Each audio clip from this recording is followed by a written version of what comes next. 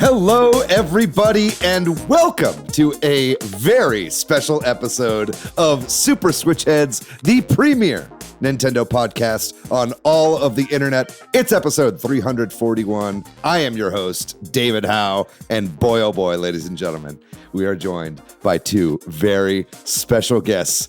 Can you believe it? Welcome back to the show. We got Patrick Knisely, P. Dix himself, and the return of Matthew Stoner. How's it going, guys? Hi, y'all. Good. For the audio listeners, Matt was waving. A long time. Yeah. An uncomfortably long wave. The Beatles are back together, at least the three surviving Beatles after John was shot. I don't know. I'm going to not go down that path. But here we are. It's the 7-year anniversary of Super Switch Headz. Can you believe it? 7 long years since we launched this podcast, and we brought the whole gang back together. There also was a Nintendo Direct partner showcase that happened. We're going to be breaking it down with both of you, what we thought about it. Was this the Direct that Nintendo needed at this time? I'm going to go ahead and say no. I don't think so. What could they have done to make this worthwhile in the kind of early days of the Switch 2 when it's doing a little bit of struggling over the holiday season? We're going to get into all that in the main topic. But before that, of course, we've got lots of news and rumors to go over this week. Nintendo's financial report, speaking of numbers, came out. We're going to be breaking that down a little bit. There have been some new games added to Nintendo Switch Online. There's a new State of Play happening this week, and Mario Tennis Fever is coming out this week, plus many, many more bits of news. But before we get into all that, gentlemen, how's it going? You guys are a sight for sore eyes. How has your past lives been? I'm doing great. Yeah, time of my life, really. I've had it. 2025, I would say maybe the best year of my life. Wow. I got married now to my wife back in October. I host a storytelling show here in Austin, and we did a joint show with an orchestra. So it was true stories in an orchestra, and that was like a dream come true. And then I had a great break, turned 42 recently, and I'm here with the boys. Hell yeah. That's great. I'm so glad that you had a good year. It was great, man. I was just so thankful. You know, time fucking flies. 7 years. Crazy. So glad to be back, and I'm just feeling grateful more than ever. Just watch yourself we don't cuss on the show anymore. Great. Yeah, I am actually a God-fearing man. Yeah. This is a Christian podcast now. Yeah, I'm totally messing with you. Yeah. Please swear. It's so good to have you back, Matt. Patrick, how are you doing, man? Man, I don't know. I'm fine, personally, but I'm pissed. Yeah.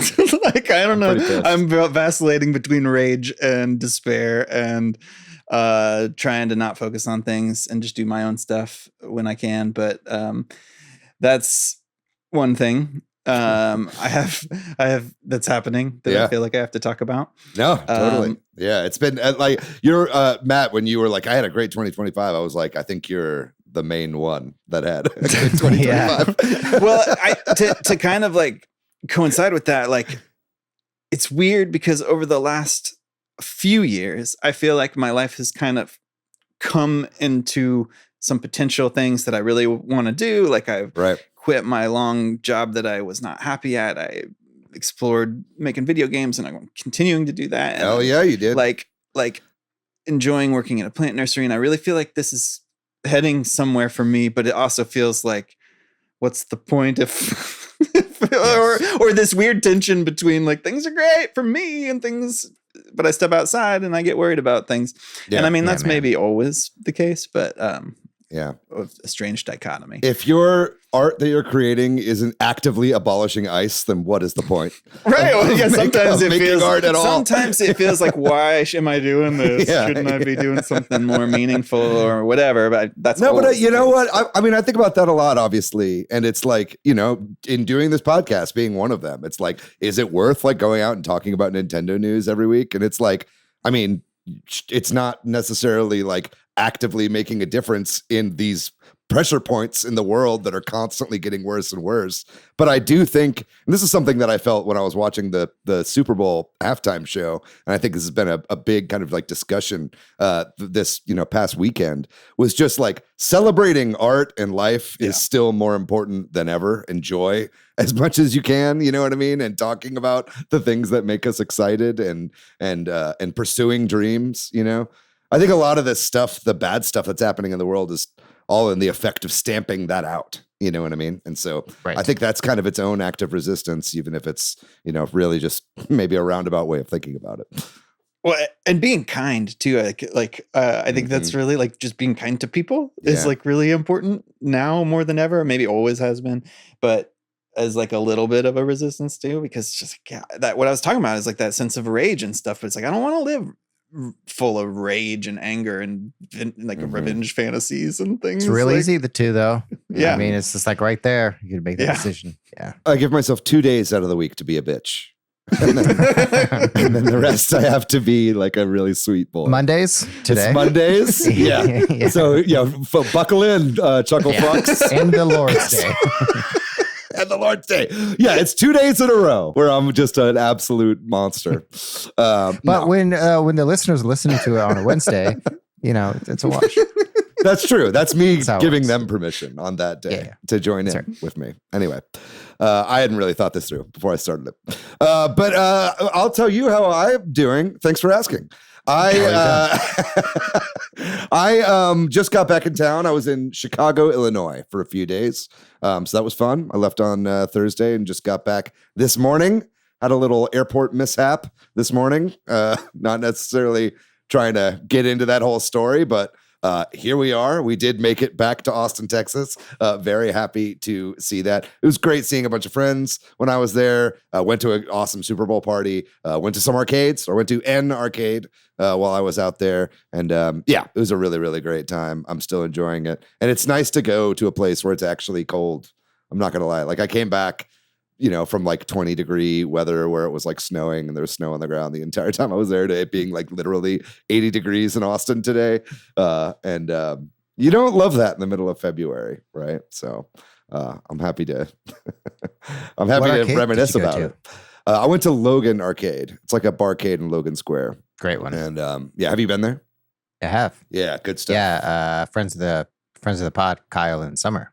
Oh yeah, yeah, it's a good one. It's good. Yeah, they've got some good machines, one of which I'll talk about at the end of the show. A lot of fun to play. But anyway, I'm just chuffed. I'm just happy as a hen in heat right now to have the boys back on the show. And we're gonna get into the news here in a second. But I think before we do, we should do a little bit of shout outs. And I'd like to give one shout out here to Shade, who said this week's episode was a good reminder of my specific desire for the Saturn to be added to NSO. This was obviously from last week's episode, which we did with Defunct Games and Michael Domingue, talking all about NSO and some of the features that it can provide. It was brought up by Defunct Games that Saturn would be a pretty awesome addition to NSO. That would be crazy. It seems like Nintendo kind of just abandoned Sega after Genesis.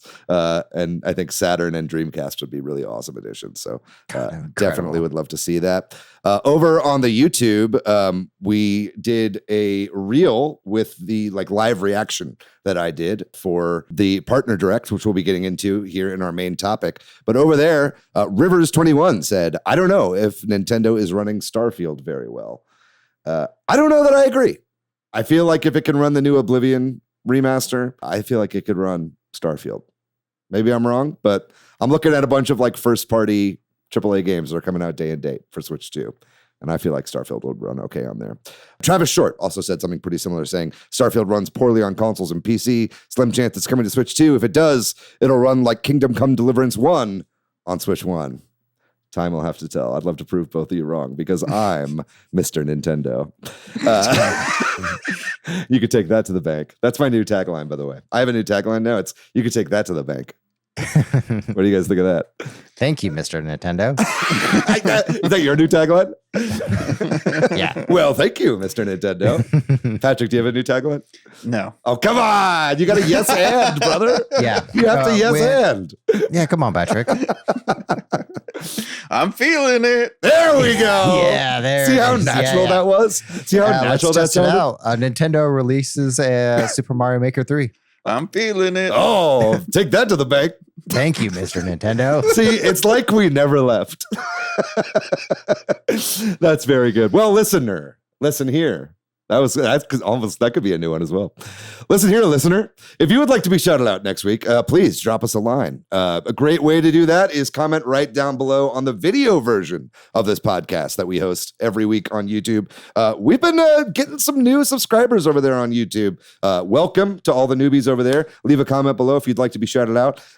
Anywhere over on social media, we would love to hear from you as well. Shoot us an email and tell all your friends about the show. Word of mouth goes a really long way. We'd love to see you join the Discord, join the conversation over there, and much more. We'll talk about a lot of that stuff at the end of the program. But I think with all that out of the way, it's time to get into the news. How we feeling, gentlemen? We ready to get on with the news today? I'm really feeling it. I'm really feeling that's someone else's tagline, sadly, and you're not allowed to do that due to copyright. But we're going to start here with the Nintendo financial results. We get these quarterly from Nintendo, straight from the horse's mouth, and it has come out going up to the end of the year. So this is like technically third quarter of their financial year. And I think some of the biggest news out of this is we now finally have Nintendo Switch 2 hardware numbers up to the end of 2025. And it's sitting at 17.37 million units of hardware, which officially makes it the fastest selling console of all time. I think a lot of people were very doom and gloom about the holiday season, but it seems like they have surpassed their adjusted estimates. I think because originally they had it at around 12 million, or maybe it was even 10 that they had predicted to sell for 2025, and then they upped it to 15, and that was, I think, for the end of the fiscal year. And here we are at the end of the actual calendar year at 17.37. So, maybe they make those estimates purposefully low so it looks really good when they exceed them. I mean, clearly they were making enough stock to actually get this stuff out there, but I think that's a huge success. I think another bit of the main headlines of these sales reports is that the Nintendo Switch now has sold 155.37 million units, making it surpass the Nintendo DS, finally. We've been talking about that pretty much the entire time we've been doing this show, on like if and when the Switch is going to pass the DS, and it finally has. Pretty exciting to see. But it still hasn't beaten the PlayStation 2, correct? That's correct. I think it still has another 4 or 5 million to go to beat the PS2, so that's going to be a little tough. Patrick, you're making a face. You don't think that's going to happen? I don't know. I mean, it could, but yeah, it doesn't feel likely for the Switch to move a lot more now with the Switch 2 out, but who knows? Yeah, who knows? I think they could still have an ace up their sleeve, bringing it down in price considerably, especially if they have a whole bunch of stock sitting there. If they have 5 million sitting there, tell them. I don't know if they have 5 million just sitting around. Probably not. I don't know how mass markets work. There are some software sales as well, which is interesting to talk about. So we've got Mario Kart World sitting at 14.3 million units. So that means, I guess, 3 million people bought it without the Switch 2 bundled with it, right? Which is interesting. Donkey Kong Bonanza sold about 4.25 million units. That's the second highest seller for Switch 2 exclusives. Pokemon Legends ZA, the Switch 2 edition by itself, sold 3.89 million units, I believe. And then Kirby Air Riders sold 1.76 million units. And you might be thinking that something's missing there. And that is Metroid Prime 4 is nowhere to be seen on this list. Granted, it came out in December. So that's, about 3 weeks of recorded sales. That's also, there was a Switch 1 and a Switch 2 edition. So maybe combined, those broke 1 million, but we're not seeing it right now on Nintendo's financials, which is kind of a shame to see. Matt, do you have any takeaways from any of this financial stuff here? I mean, it is wild to see Donkey Kong Bonanza, above Pokemon ZA Switch 2 edition. Mm-hmm. I think that it's always surprising, but should never be surprising. It's just the attach rate of Mario Kart. Mm-hmm. I feel like when I was growing up, it'd be like Nintendo console, Mario game. Now it's like Nintendo console, Mario Kart game. Yeah. Well, I think it's like Nintendo just like realized at some point that their highest seller is always a Mario Kart game. And they're like, all right, well, we'll just lead with that. I think it was Arlo did a video spelling a lot of doom and gloom for Nintendo because of like the slump that had happened in sales over the holiday season in the US. And I think Nintendo's even talked about that too. They've said like, it's not selling quite as much as they want in the US, but it's overselling their projections in Japan, which is obviously very good for them in that way. But I think, he came out with a video being like, oh, I was wrong. They actually did like 17 million, but still, like, I'm surprised Mario Kart World isn't doing better. I'm like, brother, it sold 14 million copies in 6 months. Like, I know it was bundled with the system, but it's like, those count, like, I think I think a lot of people bought the system because it had Mario Kart World included, right? I don't know how you could expect it to be any higher. Exactly. Yeah. He wants it to be that like early days where there were more copies of like Breath of the Wild for Switch sold than there were actual hardware units, But anyway, I think this is all looking pretty good. I think I'd love to see where we end up this year. I think that a new Pokemon game coming out, a new generation that is Switch 2 exclusive coming out at the end of the year is going to do wonders for the Switch going forward. You're rocking a Switch 2, Matt? Are you on the Switch 2 train yet? Yeah. Sure am. Choo-choo. What's your most played game right now? I think Donkey Kong Bonanza. Mm-hmm. It was so therapeutic for me. Yeah. Just like destroy the whole world just because I could. Just zone out and just punch walls. Yeah. Yeah. What about you, Patrick? Has it still been Bonanza for you? Is it like your most played game? The Switch 2 era is super weird because we've been playing a lot of games on my kid's account, and all my Switches, all the hours are all messed up. And so I don't even know. I don't even know what the most played Switch 2 game I have is, but probably Mario Kart World. Yeah. I mean, in terms of hours I've played. I mean, I'm still playing a lot of freaking Picross, guys. Like, yeah, I'm not gonna lie. Like, it's like a lot of my stuff. For me, it really has felt like it's just a continuation of Switch. It's like there was that kind of early period where you're like, oh, it's new hardware, but now it just feels like my normal Switch as it always has been. And so it's like I think it's okay and good, and I think it's just why people are feeling tepid right now. Because it isn't explosive like it was the first time when it was all brand new.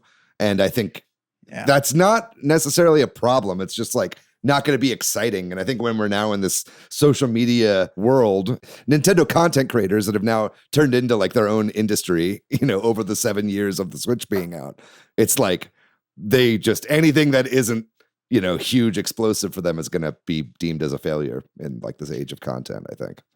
And I think we all fooled ourselves into thinking that they had a big plan of first party games for the first 6 months. Yeah. And it's not like they've had zero. As you can see, that list has 3 exclusives. Yeah. But like, it's been a lot of like B and C tier stuff that they've been coming out with, like as far as their franchises are concerned. Right. So I don't know. I think we'll see a big turnaround. But we'll have to see when a direct drops in the summer. But we'll move on to our next bit of news, which is a new drop for Nintendo Switch Online Nintendo Classics. 2 Game Boy games have come out. One of them is Balloon Kid, which was a purely original Game Boy version of Balloon Fight. Released in the US just for the original Game Boy, had a Game Boy Color version in Japan, which is what they got on their Nintendo Switch Online app. And then also Yoshi, the Game Boy version of the NES game, the puzzle game, also came out. Either of you play these games? Either of you interested in these? No, I'm glad to see more games getting added, but because every once in a while I like to just go mess around with stuff. I'm not terribly excited about the Yoshi. Is it different than Yoshi's Cookie or whatever? Yeah, Yoshi's Cookie is a totally different game. Yoshi is like stacking things that fall down, and Yoshi's Cookie is like moving objects around in a grid.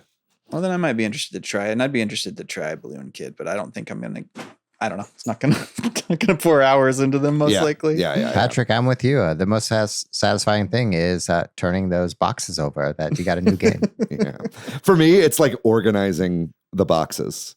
Like I move them around so they like look really nice, and I actually get a little bit of anxiety whenever new games come out because like the organization I've done is all thrown off. You know what I mean? I had them all like, perfect, and now I got to fucking figure out where to put them.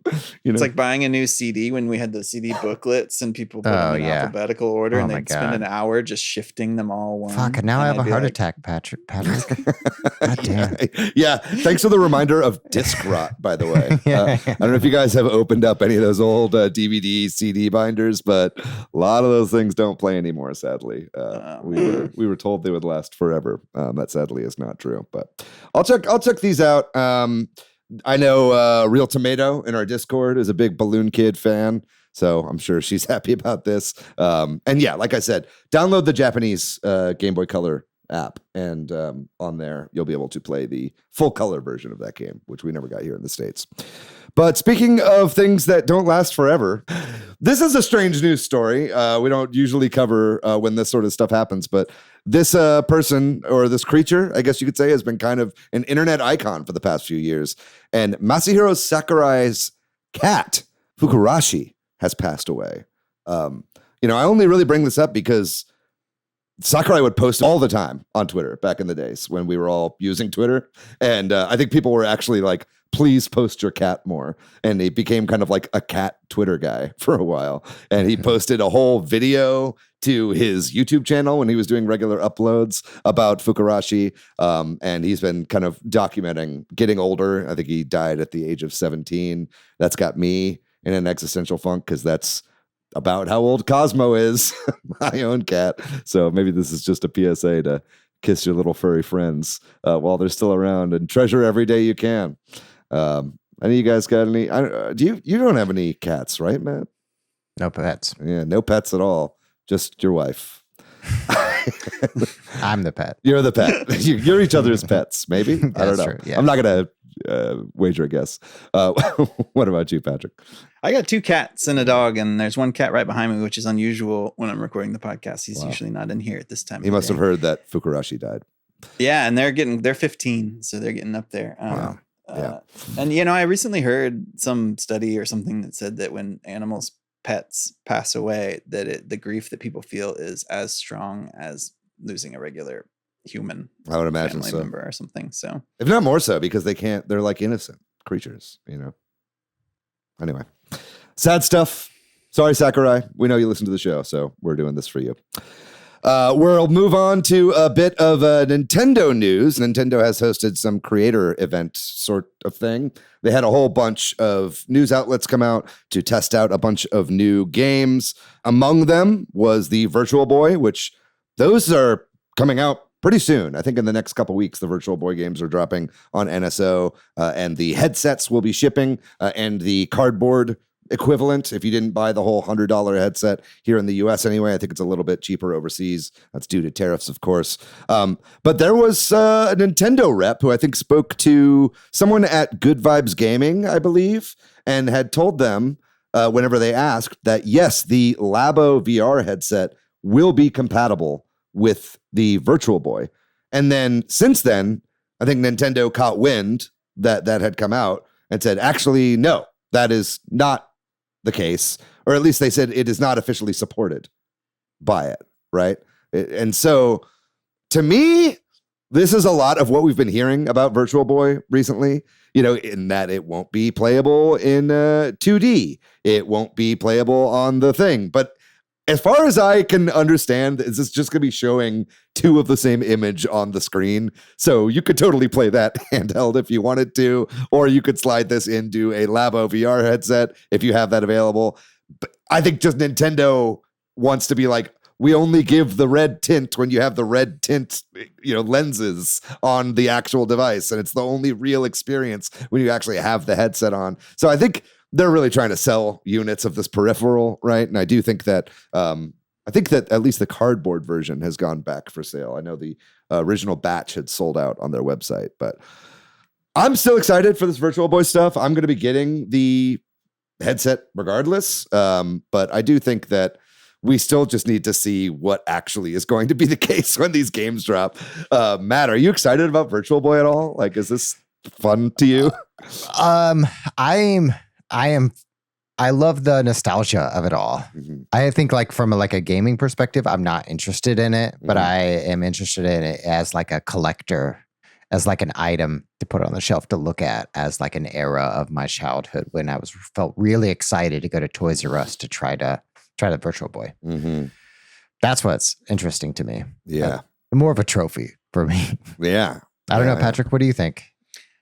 I never had a Virtual Boy, or never got to use one, so I'm interested to play the games, but kind of like what we were talking about with the Game Boy, NSO, or Nintendo Classics app or whatever. I look forward to firing this up for an hour and probably not touching it again. But that's why I haven't bought any of that stuff, and so I'm waiting for the like people to be like, "Here's the hack to use." I got a Labo headset right behind me. Mhm. If that actually works but is just not officially supported, then that's what I'm using, but if I gotta buy this $25 cardboard thing, I don't know if I'm gonna find the hack. I'm gonna find the like way to play this without paying. It might be too that it only works with Switch ones in Labo because of the actual like form The factor size, of it. yeah. You know what I mean? So maybe they're just like, instead of being like, well, it only works with this and this configuration, if you have this thing that we don't even make anymore, they're just like, Right. it only works with our new stuff. You know what I mean? It just is like a simpler way to say it. But I don't know. I feel like I'm one of the only ones that's like actually excited for these games. I'm excited for D Hopper and G Zero or Zero Racers and all the other games that are coming as well, especially the stuff that we haven't had in the States before. So I think that's super cool that they're doing that. Yeah. Is yeah. It's going to be really awesome. cool. They're adding those games. Another thing that they showed off at this creator event was more of Super Mario Brothers Wonder plus Meetup in Belleville Park, Nintendo Switch 2 edition. We've talked a little bit of this at length, so I'm not going to go too into this right now. But as I'm understanding, there is single player content in the game, but nobody at this event was able to try any of it. They were only allowed to play the multiplayer content, which, if they've got all these journalists there and, they're trying to get as many people on the game as possible, I suppose that makes sense. But it is just more of this party-focused multiplayer stuff that I feel like Nintendo's been doing here for Switch 2 generation, which is okay. It's giving a little bit New Super Mario Brothers U launch of Wii U, which wasn't a great move for them to do. You know what I mean? No, don't get me wrong. Like Mario Wonder is, I think, one of the best 2D Mario games made in the past 20 years. So it's certainly a great game, and I'm glad it's getting updates. But anyway, that was shown off. Additionally, they also showed some Mario Tennis Fever as well. And I think, this game is coming out this week. I think it's dropping on Thursday. Are any of you guys picking up Mario Tennis Fever? I didn't even know it was coming out. Yeah, So. yeah. I don't think a lot of people do. Yeah. Wow. I was kind of excited to get it, but I'm also like, I don't know, I'm not feeling really rich at the moment. And I'm just kind of like, I might have to wait and see what the general thing is. And if enough people pick it up, which obviously then is that sort of catch-22, or too many people do that, then it doesn't, It is harder to like impulse buy these like fucking Mario sports games when they're $70, Yeah. I think I'm a big fan of video games raising their prices. I think that's fine. But I do think it makes me, especially $70 and $80, you just start to be like, I don't know, that's close to $100. Yeah, this like is where I round up like in your head. This is where I want that like variable pricing that Doug Bowser promised to come into play on the lower end as well. It's like, we'll have variable pricing, but only when it's more than 70.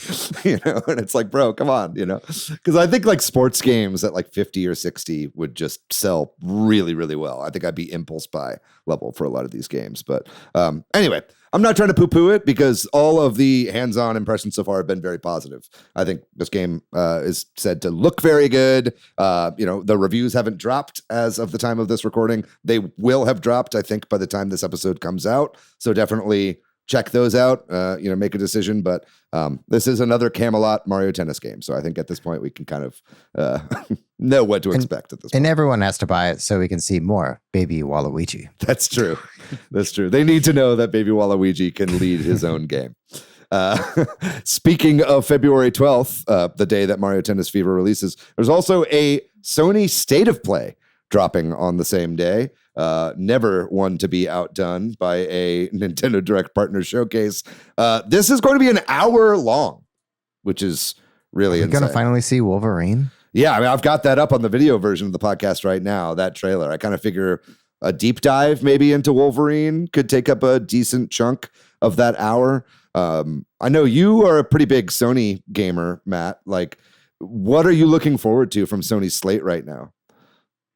I mean, I'm really excited. I mean, with X-Men coming into MCU, I think there's an X-Men 97 being like really big. I am back being a teenage boy loving X-Men again. And so I am just really excited to play like a non-Spider-Man X-Men game for the first time. As far as the other Sony stuff, I don't really know what else is going on. Yeah, it's crazy. Yeah. I mean, I'd love to see a bunch of new reveals. I still feel like, even with as light as like the Switch 2 launch feels right now, it's got as many exclusive first party games as the fucking PS5 does now. That's like 5 or so years old, right? So, I think anything new and fresh from Sony is exciting for me. Anything you looking forward to, Patrick?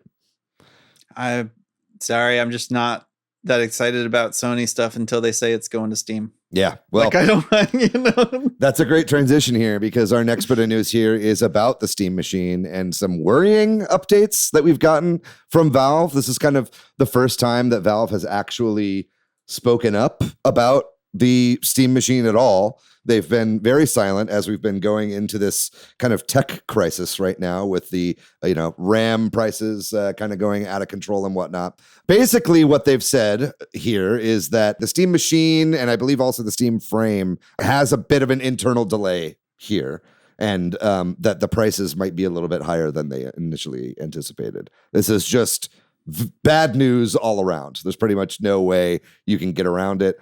We all knew that this was going to happen. I think people were hoping that they'd figure out something, or that maybe that they had already made enough to where they could ship at a lower price and then raise the price when they have to make more units. But it seems like they're probably having issues with manufacture right now. And if that's the case with RAM prices as they are currently, and they're only going to get more expensive, then I can see them actually having a pretty big problem on their hands when it comes to pricing. Patrick, we had you on last time. We did a whole episode on the Steam machine whenever it was revealed. And we had some pricing ideas there. Do you have any updated kind of thoughts on what you think this might come in at? Man, I feel like I'm still excited about it. Like, share that same excitement I had whenever we talked about this back in November. But like, I definitely am more trepidatious about the price, and I'm sure they pretty much essentially said here that they're going to have to revisit pricing. So whatever they internally had decided on, it's already going to be higher than that. And that's just a bummer because, but I'm still hopeful that it won't.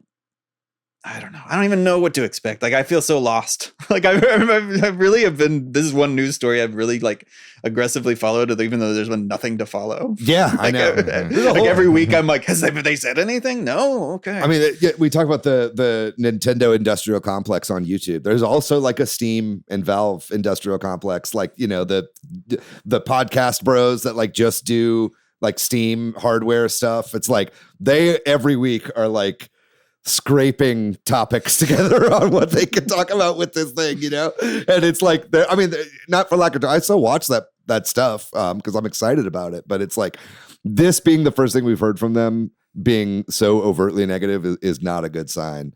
I'm still kind of holding out for like maybe a $649 base price, but I think that maybe seems a little bit unrealistic at this point. Maybe looking at more like $750 for the cheapest model and $1,000 for the 2 terabyte version that's coming out. Are you interested in any of this hardware, Matt? I know you're a VR guy. Are you interested in the frame at all? Yeah, very interested in the frame. Especially with the technology that's driving it. What is it? The foveated streaming, I believe it's called. Streaming. Yeah. That technology, I am fascinated by like what the background of that will look like and like how it works and how it feels. So maybe we get a new version of Half-Life Alyx or like a prequel or a 1.5 or something, or a Code Blue. I don't know.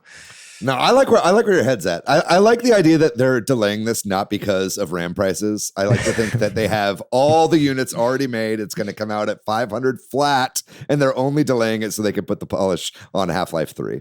That I think is definitely what's happening here, and it's good. It's going to be the cheapest console ever created. I mean, we need to live in fantasy while it's a dark world right now.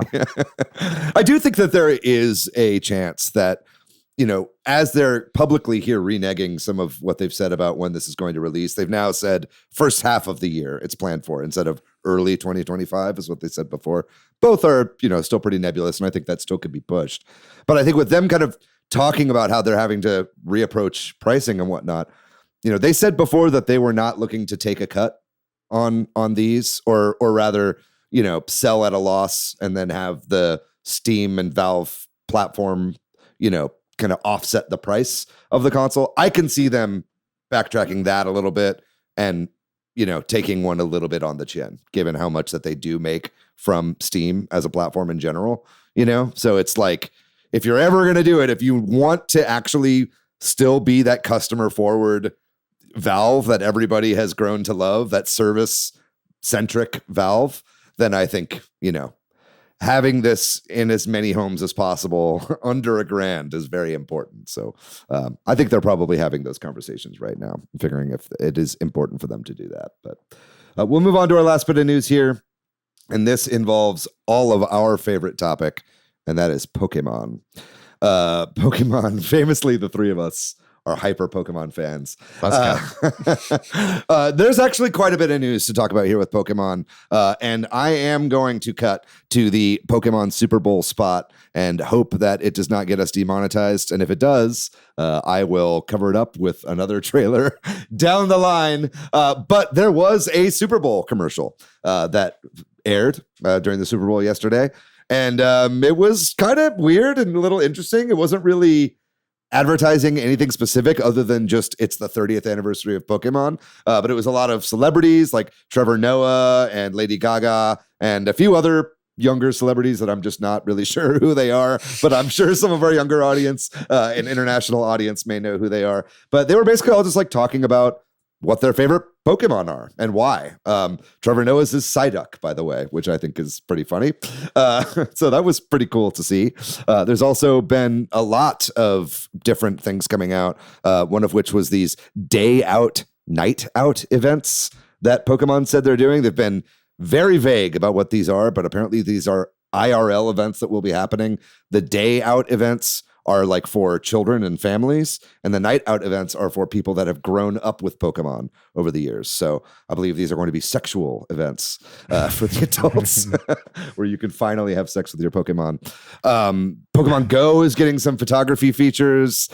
Time Magazine has some special editions of their magazine coming out to kind of celebrate this. And then there's some other stuff too, including a new pinball machine that is coming out. Matt, do you want to shed any light on this one? Yeah. Before I talk about the pinball, I just want to say, to go back out to the day out, night out events. I think anything that can help people disconnect from the digital just for a little bit is really cool. I know it's a marketing attempt, whatever. Pokemon Go did help people they're connected to their phones, but they're out connecting with their communities. I think it's great. I think people are really hungry and thirsty for any digital detox in any form whatsoever. I was just really excited about that. I don't play Pokemon Go, but I would be interested to go to these events to be kind of around that IRL energy. Mm-hmm. Moving on to the pinball machine, Stern, which is a major manufacturer of pinball machines based out of Chicago. Pinball's growing exponentially right now. It's got really big interest, and Pokemon Pinball has been rumored for a really long time, and especially rumored because it would introduce people to pinball who have never played before, and it's already growing quite a bit. And so just getting this license from Nintendo, Stern has, tons of great machines from Godzilla to King Kong. It's just really cool and really exciting that, new people will start playing pinball because of this pinball machine. And there hasn't really been a ton of Pokemon pinball machines out, right? I mean, I feel like I've seen one or two maybe that were like associated with the TV show back in the day, but nothing that's been really just like straight up like the Pokemon brand. Can you think of any that you've seen before? I don't think so. Not like at like a bar or like a bowling alley kind of pinball machine. There are like ticket machines that are pinball, and Nintendo has one pinball machine. It's like Super Mario, and then another Super Mario like from the 90s. Right. But I think this is a good get for a license that could introduce a whole new generation to pinball. The layout currently looks pretty simple, and I think that's really approachable. You don't want like a complex rule set with something like King Kong or Godzilla. Right. But it makes it simple and satisfying. It's really exciting, really cool. Yeah, no, I agree. I mean, I love Pokemon Pinball, like for Game Boy Color and Game Boy Advance, and it's kind of blows my mind that this has not really happened as a major crossover up to this point. It's kind of like the Lego collab that is like finally coming to light. It's like, I feel like Pokemon is now hit 30 and they're like, all right, we need to do all this obvious shit that we've been keeping in the back for a really, really long time. I don't know. I guess their insatiable urge for profit never ceases. Never. The one interesting thing about the layout, at least, is if this is real, if the leak is real, is like the center toy mechanic is a Meowth. It's like where you might hit the ball, and like there's some Pikachus, but Meowth being like the centerpiece. Yeah. It's weird. It's weird to see Meowth so centered like that. Yeah. It's very like 19. It's like the original. It's like Pokemon Red and Blue. It's like the original version of the anime, right? So, definitely throwback. But I can see kids going crazy for that. What about you, Patrick? Anything about any of this 30th anniversary stuff? Were you excited to see Jigglypuff singing with Lady Gaga at the Super Bowl? I haven't paid much attention to it. I'm sorry. I don't want to spoil anybody's fun. Have fun with you just have nothing to add to this. You just simply don't give a fuck. You continue to be the world's #1 Pokemon hater to this day. I'll continue. I don't even hate it. You clearly do. You clearly do. You have nothing to say. Nothing positive. Wow. There we go. Well, we'll have to see how it goes. I can see by the end of this year, Patrick becoming completely addicted to Pokemon Go's photography feature and having every copy of the Time Magazine special editions in his possession. We'll convert you yet. Anyway, that's going to do it for our news, gang. We're going to move on then to our main topic here with our special guests, Matt Stoner and Patrick Knisely, to talk all about the 7 years of doing the Super Switch Headz podcast and the Nintendo Direct Partner Showcase right after this break.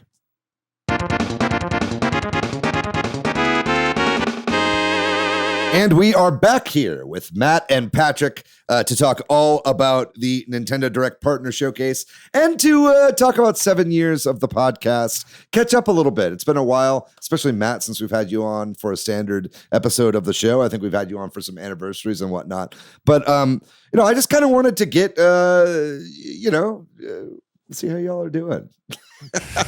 We don't get to talk, just the three of us, very much anymore. I'm curious, what some of y'all's relationship is with Nintendo now that you're not actively doing a Nintendo podcast like every week, right? Do you still play as much as you used to back in the day? What's your relationship with the brand now? Matt, what about you? Still a huge Nintendo fan. I mean, I think just overall, there's so much content, so much. And so I've taken a really step back, and I've just allowed myself just to not know things from TV to movies. I just don't know. So when we're talking about the Super Mario Wander release, I was I saw the trailer. I was is it out? And I didn't know when it came out. And those are the things I'm just not really in tune as Is much. that freeing for you, or do you feel like you're missing out? It's a little bit of both, you know. Yeah. It took me forever to see a movie like Begonia. But after I saw it, I was oh my God, this is fucking amazing. And so just being okay with that, just being sometimes out of the loop and just focusing on the friends or the family or, all those things that matter. Mhm. With that being said, we'll talk about what we're playing later, but I'm really into Metroid Prime 4. It took me a little while to get into it. But Mhm. I mean, Switch 2 launch was fucking any kind of hardware launch, I feel like I'm 12 again on Christmas morning, opening up a Nintendo 64 and getting Killer Instinct Gold. Every single Nintendo launch makes me feel young. And it's just it's a great time. I'm so happy to hear that you have not like turned in your gamer card. You know what I mean? Like for some reason in my mind, I thought you just like hated video games now. That's so funny. I don't know. Sometimes you don't know. People go through phases, right? I mean, like Yeah. I've been continuously doing this podcast like since the beginning, but it's like, I don't play as much as I did back in the early days. Like I'm going to movies a whole lot more these days, and I'm reading a lot of books and whatnot. I'm also just unemployed, so I'm doing all these things like it's my job. So maybe I just have more time for all media is really what that means right now. But it's like, so you just never know with people. Like I know Patrick, like you, for instance, had like long periods of your life where you like were not gaming, right? Yeah.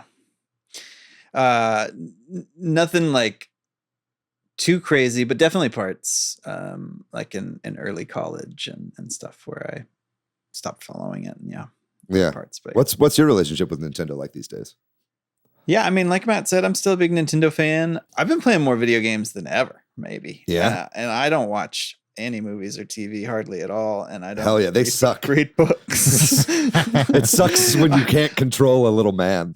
I've actually been thinking I should read more books, but you should read books. That's the way to true enlightenment, And the book that I have been reading recently is about it's tangentially for game development reasons, but like, so all the books I've been kind of reading are more about that. But interesting. I guess the Switch 2 era so far hasn't had as much draw for me, like, and also it kind of happened when I was making a big push on finishing my first indie game, Monochrome Heights, and so like I wasn't playing as much games last summer and fall, and so that impacted that a bit because that's when Mario Kart and Donkey Kong came out, and even Kirby Air Riders.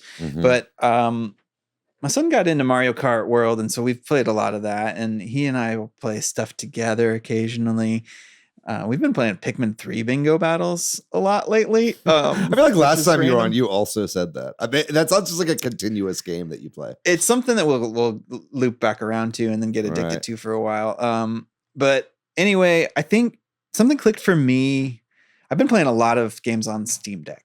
Something clicked for me after Monochrome Heights came out, where it was like some of the advice from one of the indie marketing guys. I'm getting out in the weeds, but I want to hear about this stuff. This is great. Was like a lot of people get into game development who are Nintendo fans, and then they try to make games and put them out on Steam, and it's just a different platform. And I was thinking about that. And I mean, when I first heard that, I was like, yeah, fuck that. But then it kind of clicked for me. I was like, you know what? I should play more games on Steam. I should play more popular indie games on Steam. Not that some of them aren't now on Switch and Switch 2 as well, but like playing on the hardware that I'm trying to make something for might make more sense. So I have been kind of more playing on Steam in the last 3 months, and quite a bit, actually. Like I have rolled credits on like 3 or 4 games maybe this year already, which is a lot for me. Are you playing a lot of indies? Yeah, I mean, I got really obsessed with Ball Pit, like really obsessed with that game, and like I just been seeking out things to play on there, and then I just have a backlog on there from all the sales and stuff, and so like every once in a while I'm just like, oh, I should probably play one of these AAA games that I had bought for $5, so I don't know. I'm still interested in Nintendo. I'm still excited about Nintendo franchises. I think they make some of the best games. So, I haven't given up on it or whatever, but I have been playing a lot more on Steam. Totally. For that reason. I mean, I feel like this podcast has always been a Nintendo podcast just so has a focus. You know what I mean? It's like, I think we've obviously always celebrated all sorts of gaming on this podcast. And I don't think any of us have ever been platform agnostic, platform. You know what I'm saying? We're all platform whatever. Like we play on whatever we want. So and I think that's a good healthy way to approach games. I'm curious, like when you're playing games and a lot of indies, and I also just want to know more about what your game dev journey is like going forward and what you may be mucking around in your head as far as like next games are concerned. Because everybody knows that I'm like the biggest fan of Monochrome Heights in the world. I think that's probably technically true. But it was one of my favorite games from last year. And I always play it and I always go back to it. But like when you're playing other games, like are you playing and trying to like grab ideas from stuff here and there, or are you playing just to enjoy games? I try to play to just enjoy games. Yeah. And the second thing happens naturally. Like I've been playing a lot of numbers go up games or a lot of roguelike stuff because I that's another thing. Like I was like, I need to start playing the stuff I've kind of avoided that is popular and try to understand it You're better. right, David. Pokemon is coming back, Dave. I'm fucking saying, dude. Patrick, we'll make a fan out of you yet. To be a master. Pet battle. I'm even like so like one of my favorite game developers, Greg Lobanoff, the guy that made Wander's Song and Chicory, next game, Beastie Ball. I was like, oh, I'm really excited about this. Then I looked at what it is, and it is a Pokemon style game. Yeah. And I was like, oh, fuck. Yeah, well, Patrick. Yeah. I lost the connection of what you asked about there. I don't know. It was just about like playing games for a purpose or for the love of the game. Yeah, like I think I bought like in the winter sale, I bought Vampire Survivors. I bought a few big like indie games that I'd never played with the intention of purposefully doing that. But then I also am, when I play them, I try to just enjoy them and then reflect later, if that makes sense. I saw some video recently talking about like novels and how it's like men like don't read novels. They read like nonfiction and like self-help a lot, or like financial, but it's always like I'm reading so I can garner some knowledge out of it to then further my grind set or blah, blah, blah. And it's like, no, it's also important to just read because reading is fun and enjoyable, and a good novel tells a good fun story, and you don't have to take anything from it, or you don't have to like apply that to your life to become a better man or a better person. Obviously I'm speaking from a male perspective, and this is about the kind of that whole side of the manosphere and whatever, but it's like, I find that interesting with all kinds of art, like as a filmmaker myself, it's like I know that I should probably be taking more things from movies that I see, but I'm also just a movie fan, and I just go just to enjoy stuff. And that's why I do that in the first place. I know, Matt, you're like one of the biggest fans I know of just all gaming. Like, I think like whenever I go to your house and I see the stuff that you've put together for like, pinball machines or emulator arcade machines or whatever, like I'm always so inspired by your just like fandom when it comes to that kind of stuff. Yeah, I like the thing that this is why I wanted to talk back to like the Pokemon day in, day out. I'm like so fascinated by like the in-person experiences. I'm like on these meetings all the time at work, and we're virtually right now, and I'm trying to like get back to the analog. And that's why I love like building stuff. I love building arcade machines. I love emulators, so the hope is to like have people over and like we can play in the same room, looking at the same screen. I really long for those days, personally. Those simpler days. Just to bring it back to something we were talking about at the very beginning in the show, just sort of things going on in the world and stuff. I think one of my positive reactions has been like, I want to spend more time with my neighbors and like I want to know them if they want to know me. And if they, you know what I mean? Like build I want like to tangible have more communities. Yeah, like in-person stuff. Like, I think Switch Headz in particular has been an amazing online community for me, and I don't want to get rid of that, but I want to have similar feelings with people that I can quickly and easily get together with as well in person. And it's very easy to isolate. I feel like that's something that I've struggled with over the past couple of years, to be honest. Easy. Yeah, for sure. And I think, and I'm looking at major life changes, coming up in regards to where I live, where I spend my time, who I spend my time with and whatnot. But it's all not because like, oh, this is going to fix my mental health or it's just like it's easy to not do things and be active, you know what I mean? And actually like follow the things that bring you enjoyment and passion, you know? And so I think you guys are all hitting on something here. That's really It's important. real easy for me to just spend time on this phone that I'm holding up. Like I'm trying to work on cutting that out. Brother, in the era of unemployment, like doom scrolling is like a profession. You know what I mean? It's horrible. Like I'll be shocked at like the amount of time that is like, it's like, oh, last time I looked at the clock was like hours ago, you know, and that's just not good. I'd love to get away from that as best I can. And again, I think the one thing that can save us is Pokemon Go. Thank you, Mr. Nintendo. I did have a question for you, Matt. And I've just thought about this a lot as we've been talking over the past year or so with like Microsoft's pivot and the way that they've been going with Xbox. Do you see yourself like continuing to buy all the next gen consoles when they come out? Like when Microsoft drops the next Xbox, even though they say it's, from what we know, it's just going to be a PC. Like, are you in on next generation of Xbox, do you think? I mean, the last time I turned on my Xbox was when I lost power and I flipped the breaker and the Xbox turned on. Right? That's what I'm saying. Like I've not heard a whisper from my Xbox Series S in years at this point. Yeah. I used to play Halo Infinite. I still play Halo Infinite every Wednesday. You play it on PC? PC. Yeah. I played on Steam. Yeah. And so I don't know what the fuck Microsoft is doing. I'm really excited about, Fable. Fable is like such an era for me. It sounds so fun. I can't wait. But from a hardware perspective, I really don't know. Yeah. I have no idea how they don't have any killer games. I'm not really sure. Yeah. But if they bring it to PC, I'll just play it on PC. So no, I'm not going to buy an Xbox hardware if they bring the games to PC.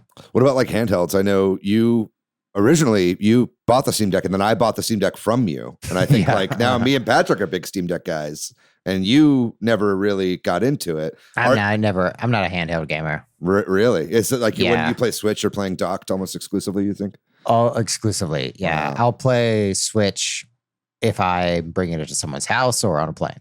That's crazy. Or like long distance travel or something like that, but almost never. Yeah.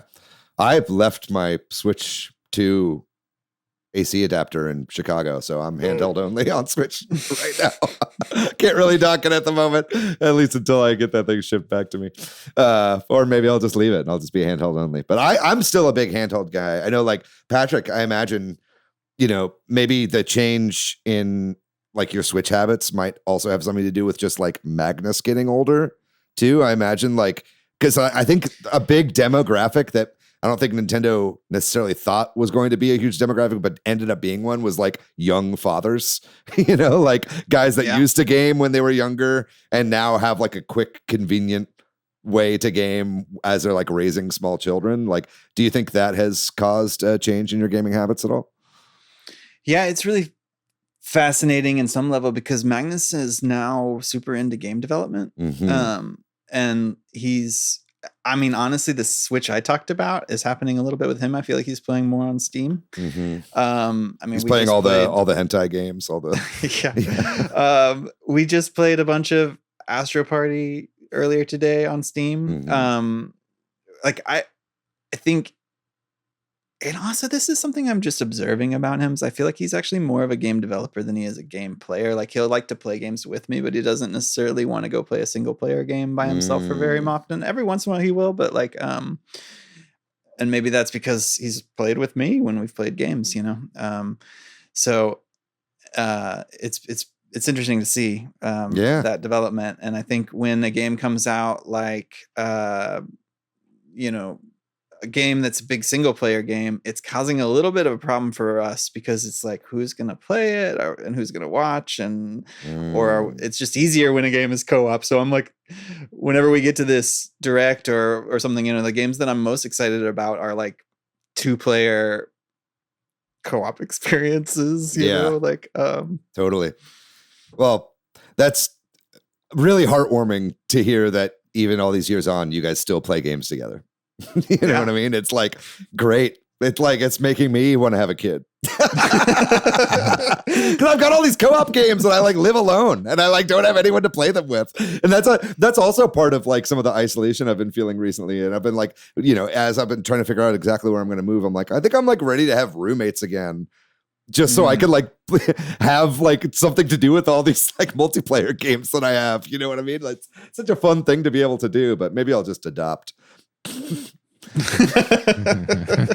get your gamer pre-built. Yeah, exactly.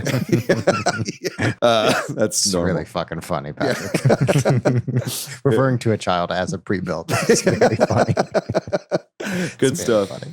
Well, I just wanted to catch up with you guys. I'm glad we were able to talk about some of that stuff. I miss talking to you guys every week, if I'm going to be honest. You know what I mean? I'm not trying to shame y'all into joining the podcast again, but it is just like really, really nice to kind of shoot the shit and like the old times, you know? Yeah, man. Well, I think it's time that we move on to the actual main topic here and talk a little bit about this Nintendo Direct Partner Showcase. I imagine you guys had a chance to watch this and check it out. Maybe just get overall impressions so far. I know this has been one of the most tepid reactions to a Nintendo Direct I've seen in the past decade, personally. What do you guys think about this so far? Matt, let's start with you. I mean, Orbitals was really exciting. It looks so fun. I haven't had a chance to play Split Fiction yet. And I just love the aesthetic. I am watching a lot of anime recently. And I just finished Jujutsu Kaisen Season 2 and really loved it. And so anything to tap into that, I'm really in my anime phase right now and have been consistently. And I was just really, it was cool to see this like 70s, 80s anime aesthetic. Yeah, totally. Sadly, that was the first and best thing shown. Yeah, in this, but we'll get to some more of it. Other than that, my overall impression is like Nintendo has tons of third-party support. These are like games that I'm not particularly interested in, and that's okay with me. But there's like so much third-party support in this, like baked into this 30 minutes. There's so many games, so many new games that I've never heard of. I think that's good generally for most people, maybe not everyone, but most people that we have all different types of games. Yeah. That's maybe the Nintendo heads, us being part of the Nintendo heads, are mad that there's no like killer game here. I think there's there's lots of support pillars here. I think that's a pretty charitable way to look at it, and you're not alone in that. I've seen other people share those same sentiments. I think in just the variety of it, and I think for me, it was much more marred by what wasn't here, by what actually was, and maybe that is more of a me problem. And I'm saying it out loud. But Patrick, what about you? What are some of your like overall impressions of this direct? Yeah, I don't think that I've seen a partner direct that I like. So I should probably have better expectations going into future partner directs. Sure. And I think also like just everything I was talking about a minute ago, like I have transitioned to playing third-party games on Steam because I'm trying to just be more familiar with that platform and be in that mind state. Yeah. And almost all of these are going to be on that platform as well. Yeah. And so a lot of this stuff is old stuff, or not even a lot of it, but some fair amount of it is old stuff that's available there or what have you. So that just inherently is less exciting to me because I'm less interested in playing third-party games on Switch. Yeah. These days. No, I feel you. Yeah. And a lot of the stuff has been on other platforms or we already knew about. Right. But like Matt said, it's sometimes hard to separate the personal from the broad perspective. And I think like a lot of times, like as the inside or people who are following this stuff closely, we don't have the reaction that the casual fandom does. Totally. Like my son told me this interestingly, and I don't know if this is true or not, but he told me he thinks more of his friends are watching directs now that they're on the news on Switch. Like on your Switch, you can watch them on the news, or maybe maybe it's just him getting older. I don't. Or are they all using the Nintendo Today app? Do you think? Yeah, I think they're just using their Switch and looking at things on there. Interesting. So I thought that was an interesting observation that he said, but I don't know if that's just purely anecdotal. But that is interesting, and I'm curious if there is an age discrepancy there because it's like we grew up with phones and whatever. And I can see like being a kid and just like wanting to use the news section on the device that I have. You know what I mean? That actually does kind of make some sense. But yeah, anyway, I kind of said some of my thoughts. I think, I was a little disappointed. I also did a whole direct reaction stream. So you can see a lot of my initial reactions there. But I do think that it's like, for me, I was waiting for something really, really big, like I was waiting for obviously I was waiting for Starfield, as I brought up in that direct reaction. I think it was a big part of the reel that we cut. Is that would have crossed the threshold to good for you? If you I think been so. Like Oblivion, Starfield. Yeah, it's like Oblivion is like an Xbox 360 game, or it's like an OG Xbox game. I know it's a remaster or whatever, but then it's like Fallout 4 is like a 12-year-old game at this point. You know what I mean? It's like, yeah, we got Indiana Jones coming, but we knew that was coming. It's like, where's the Halo? Where's the Starfield? The stuff that we've been Claire Obscure, that's like the biggest game in the world right now. It won all the awards. We've heard rumors that this is coming to the platform, and I'm don't want to just harp on Xbox, but again, it's like we've been so bereft of Xbox this entire generation so far, that it's like just seeing the stuff that we pretty much already knew about and stuff that's like very old is not a great first impression for me on Xbox support. Where's Call of Duty, for instance? You know what I mean? Like, I wouldn't want to play it, but I think that would have been huge. Or Red Dead Redemption 2, which has been rumored coming to the Switch 2 as well. I also felt like there was, in the past partner directs, that a couple of them have had like second party or whatever you want to call it games, like Endless Ocean or Hyrule Warriors or something. And I kind of was thinking there might be something like that. Maybe not even a game I was super excited about, but a little bit more Nintendo. Me too. I thought we would get one Nintendo first party thing and we got nothing. Right. I thought this was not unreasonable because they call it a partner direct and they purposefully don't, but they have kind of done a little bit of they've gaslit us in the past, so it's hard to really say. But anyway, let's get into some of the specifics here. We talked about Orbitals at the top. I think Orbitals looks phenomenal, but again, this is a game that we saw already. I think we first got a reveal of this at the Game Awards. So this is Nintendo's personal first kind of reveal of this game in one of their own presentations. Like you said, it is a co-op exclusive game, very much in the vein of It Takes Two and the recent Split Fiction. And man, just visually, this is incredible. It's like I can't think of a much better looking game than this. I love that we're in this like post Cuphead world, where it's like you can get a little bit more creative with the way that you are presenting graphics, and I think just 3D rendering of 2D style has come so far. That's just like really, really exciting to see. So I know I'll be picking this one up, or at the very least, a friend will be picking it up, and I'll be playing the friend pass that will surely come with this game. Lego Voyagers was another one that had another friend pass. Those like co-op only games tend to have those. Did you have anything to add about Orbitals, Patrick? No, other than this checks the box of like what I was just talking about too, like co-op games. So I'll definitely play this. As of now, this is a Switch exclusive. This might come to some other platforms eventually, but who knows? That's from Kepler Interactive Publishing. Next up, we had Paranormasight, which is a game I'd never heard of, but this, I don't know, is it a franchise already, or is this a brand new thing? Do you guys know? I don't know. I should probably have done my research there, but it looks very like it was a franchise, but yeah. Yeah, it looks very Ace Attorney, which made me think it was kind of up your alley a little bit. It's kind of Ace Attorney, Famicom Detective Club-esque. Is this something you're interested in, Patrick? No. Hell yeah. I don't know. It was weirding me out a little bit. Yeah. Yeah. This was it may hit some similarities with those, but enough difference that it didn't work for me. Yeah. Yeah. Whenever this came on, I was like, uh-oh. I was like, we're not off to a very good start, like right off the bat, So I wasn't like super excited to see that. Uh-oh is funny. Yeah.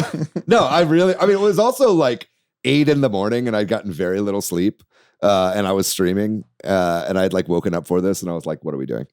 Next up was Captain Tsubasa 2 World Fighters. This is a, anime fighting style soccer game. This is a series that's been out for a while, getting a new version of that for the Switch. I don't have anything to add on that, so I'm going to move on right now to Tokyo Scramble. This, I believe, is a brand new game. and this is coming out for Switch. There's like dinosaurs in like an abandoned Tokyo. They're called Xenos, Zino, which is pretty funny. So Xynos maybe is actually what it is. Monseeds? Yeah, I'm not sure. Xynos just sounds a little dirty to me for some reason, but this had a very strange game share that they showed off. I don't know if you guys saw that. It's like a single player game, but you can game share with up to like 4 other Switches, and everybody controls a different element I fucking love it. of the single player. More So, of that. so like, We need more of that. so can you explain it, Matt? Let's see. The menu, when they show this, they have the menu and they have like 4 different options, and the players' cursors are kind of going all over. You can control the player, like the player in the game. One person can control the camera, Right. like where the right joystick typically where you control. And I don't remember the other 2 options. I think they were like the apps or like the I think it's you had abilities that had like cooldowns or whatever, so you can like decide when to do those abilities or something. Very, very fucking strange. I feel like people this is giving Zombie U to me a little bit, where they're like, okay, Nintendo made this function, we have to use it, but we got to. we're not going to change the game design to allow for it. Have you ever played Octodad? 4-player Octodad? No, is it similar in that way? Yes, it's Okay. terrible, but it's Okay. kind of fun because you just control each appendage, like 2 arms, Right, 2 legs, and like no one is talking to each other. It reminds me of that, and it's like you can't do anything. Right. It's fun.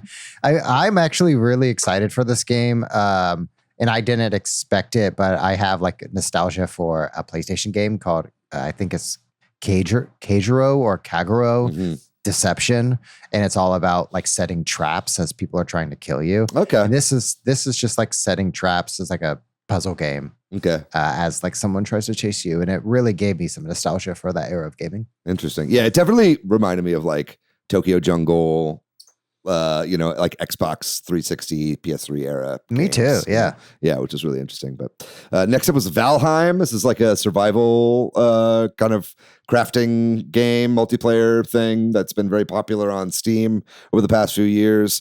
This is certainly not my style of game, but it's great to have representation for this genre on Switch. I think this is really good. I don't know how much they'll grow their audience into the Switch. Like maybe getting new players versus just like people that want to play this game on the go, right? I'm curious. Like, they tried to do Arc, on Switch 1, and that was a disaster because the Switch could barely run it. So I think Switch 2 is a much better platform for these kinds of games, especially when you're going to be playing online and there's a lot of emergent gameplay and whatnot that you can't really like play test ahead of time. You kind of just have to have enough compute power to allow for certain things to happen in these sorts of games, right? So this is pretty cool. Did you ever play this, Matt? Are you a survival game guy? No, I'm not a survival game guy. Yeah. Like yeah. Rust can do. It's like just like stresses me out. Yeah, I just like don't give a fuck. I don't have much to add other than like it's to the point more broadly of this direct and these kinds of games coming to Switch 2. It just kind of makes me wonder, are they going to be able to break into those kinds of people? Because those kinds of games that we're talking about that are coming here are like very much PC gaming type culture people, and I'm curious if this is going to work or not. If this is going to bridge that gap or bring more people into those games or sell more Switch 2s or whatever. It's interesting. One step closer to Pal World on Switch.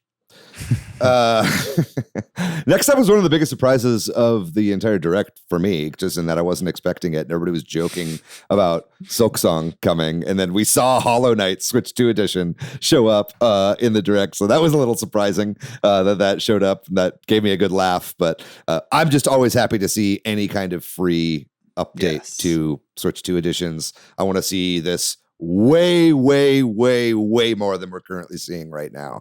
I imagine some of this has to do with just the dev kit situation, and hopefully 2026 will be the year of a bunch of indies releasing at the very least 1080p handheld 4K docked versions of their games. Really hope to see that, because I think the slow rollout of that so far has been one of my biggest disappointments with the Switch 2 so far. But We had another game up next, eFootball Kickoff. I literally couldn't give two flying fucks about that, so we're going to move on past that. Sorry for anybody that's into that. I just don't have anything to say. Next up after that was Adventures of Elliot, the Millennium Tales, one of the most awkward game titles from a company that gives consistently awkward game titles, and at least they're trying to be a little bit more traditional here, other than just like various day life. But there was a lot of hype about this whenever it first showed up. I know the demo was pretty popular whenever it came out. Patrick, I think you had your eye on this. Is this still exciting to you? I enjoyed the demo, and for what it's worth, like this was another one of those single player experiences I played with my son where we passed the controller back and forth, and he was doing okay at it. And I think that's always great. Like that's like a game we can play together. You know what I mean? So that was added to the excitement, and he was interested in playing it. So that adds to like anything that we can play together. So that's part of my anticipation for this. And he's still interested in it. So yeah, I don't know. I felt less excited about the game after I played the demo, if I'm going to be honest. Never a good sign. Yeah, never a good sign. And I think it's like, I want to like the HD 2D games because I love the visual style and the aesthetic, but something about the pacing of those games really bothers me. And I think it's just the dialogue always feels like a little overwrought and long and clunky. And I think this is obviously like an action RPG as opposed to, the turn-based stuff, which is really a slog in this style for me. But I think like the upcoming like Alabaster Dawn from the Crosscode devs is doing a very similar thing to this game in a way that is much more palatable to me. And I played the demo for that, and I was like, oh, this is what I wanted Adventures of Elliot to be. So it kind of got me a little less excited, maybe just in comparison, but maybe I'll give it a try whenever it comes out. It certainly is a step in the right direction for this studio, I think. But next up was one of the highlights for me, to be honest, and the only reason I haven't played this game yet or bought this game yet is I was out of town and I did not bring my Switch when I went out of town this past weekend. And that is Super Bomberman Collection. This is a collection of, I think, 6 Super Nintendo Bomberman games. And I think one of the biggest highlights here is it has game share through Game Chat. I guess it's 5 games and a couple extras. Actually, let me correct that. But this is cool. I love this. I love games that have online game share like this, where it's basically just like, like these are just like NSO games, but packaged as an eShop collection. And I love that. And I want all of these old school collections that have multiplayer to have game share, right? And so this is a big step in the right direction, I think, for third parties doing that. I'm just also a big Bomberman fan in general. I think Bomberman is just a perfect party game and a really wonderful game loop. So I'm definitely going to be picking this up and playing this online with some friends. Do any of you care about Bomberman? Am I the only one? Yeah, I'm the only one. That's fine. It's tied in with a lot of memories of like, I did speech and debate tournaments and we would take buses to these other schools and we would all have Bomberman, or one person would have one copy of Bomberman DS and we would all share it with all our, 8 DSs on the bus or whatever. So that's cool. I think that's where my love of this comes from. But we had a pretty big announcement for the next one. And I would say this is arguably one of the biggest announcements of the entire Direct. And that is Final Fantasy VII Rebirth, the previously PS5 exclusive and PC, I guess. I think it was also on PC, is now coming to Xbox and Switch 2. And I think people were really concerned that this would not look as good as the first one, given that Midgar is a lot more closed in and this is more open world. But this looks fucking phenomenal running on the Switch 2 hardware. Matt, what did you have to think about this when you saw this trailer? This is cool. I played Final Fantasy VII Rebirth. It's a great game. Mm-hmm. Like I already love Final Fantasy VII as a franchise and story, but it's just like such a fun game. There's always games within games, and there's so many fun mechanics and stuff. But I just had so much fun playing this, and I'm so excited more people get to play it. Yeah, for sure. I'm just astounded at how good these games look on that, especially when you're playing me too. The Final Fantasy VII Rebirth, Final Fantasy VII Remake, like in handheld mode. it just blows my mind seeing it on a tablet like that. Patrick, did you play any of these remake Final Fantasy VII I have games? not played any of the remake games. I don't know. You're like the target audience then for this, right? I guess. I mean, you're a Final Fantasy fan. You love Final Fantasy VI. It's like your favorite game of all Final time. Fantasy 7 is where it kind of started going downhill, guys. I don't know what to tell you. Like 7 was all right. Yeah, It's like- interesting. That's like universally known as one of the best games of all time. You know that, right? It was all right. Yeah. But I mean, I feel like, I don't know. I would be very interested to see what you think about the remake trilogy as someone who wasn't a huge fan of the original, right? And I don't know. For me, I played most of remake on PS4, like back when it came out in like 2020 during lockdown. But then I kind of put it down, I think about like 2/3 of the way through the game, and I never finished it. So I've been wanting to pick it back up. And I think what's going to get me to do it is like getting maybe, remake and rebirth and like a, discounted bundle price on Switch 2.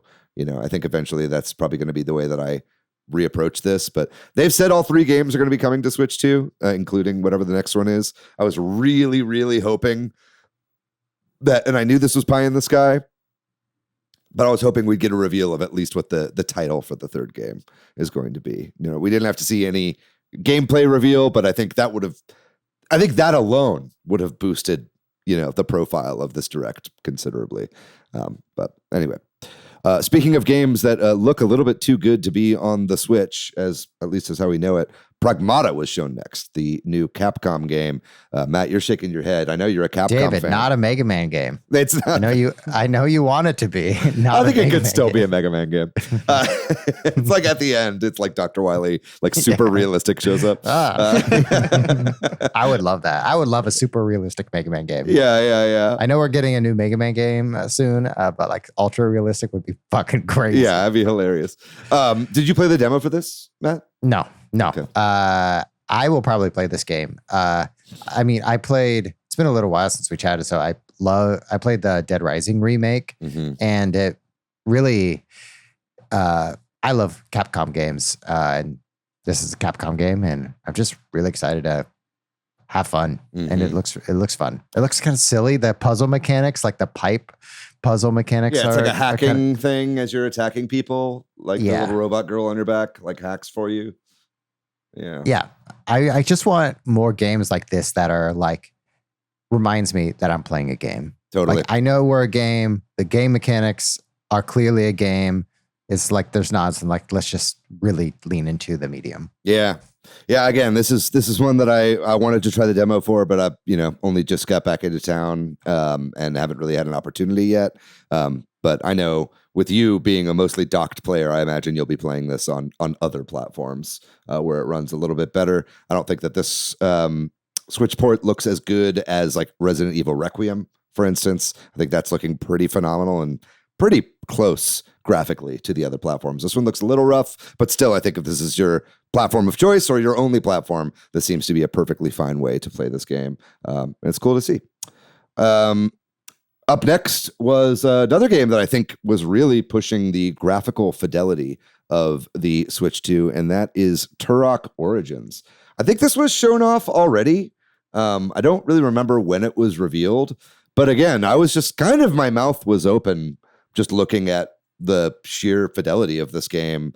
I like Turok in theory. I liked the original Turok games. It's been a while since I've played like a good new Turok game. I don't know if they really are making many Turok games. Maybe this is kind of more of a return to the franchise here. But Patrick, are you interested in this at all? It doesn't really seem like your kind of game, I suppose.